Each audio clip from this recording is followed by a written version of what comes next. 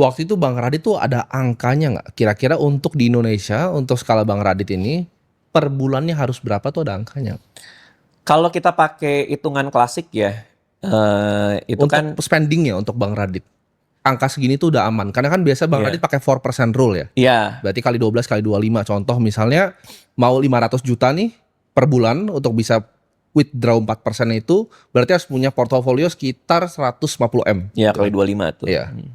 Nah, tapi kan ada paper baru tuh yang bilang ternyata udah nggak bisa 4%, ada yang Nah ini mau masuk ke situ nih pertanyaannya nih. ya, ada yang 3%, Iya. ada macam-macam.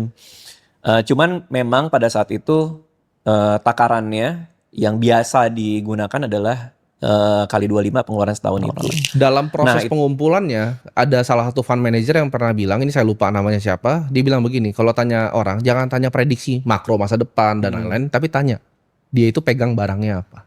Jadi untuk mengumpulkan itu, coba mungkin dijelaskan sedikit Bang Radit dari awal investasi umur 21, ini aset kelas apa aja sih yang dipakai untuk sana? kalau buat dana pensiun udah pasti saham sih. Oke. Kalau buat dana pensiun, Portfolionya berapa persen waktu itu pas awal mulai untuk bisa ngumpulin dana pensiun pertamanya?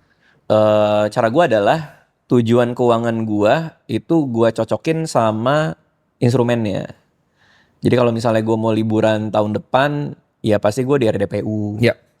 Kalau misalnya gua mau ganti mobil, ya mungkin gua obligasi atau reksadana pendapatan tetap. Nah kalau di dana pensiun waktu itu termasuk mungkin salah satu komponennya dana pendidikan tadi, karena kan sekolahnya juga masih di atas 10 tahun ya waktu itu gue ngitungnya.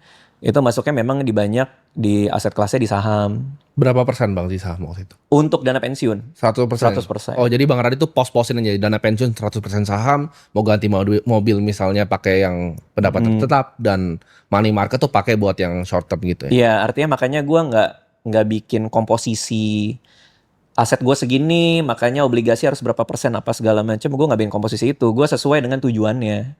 Oke. Artinya gue nggak ngitung gitu. Ini berapa persen di saham, berapa persen obligasi. Nah,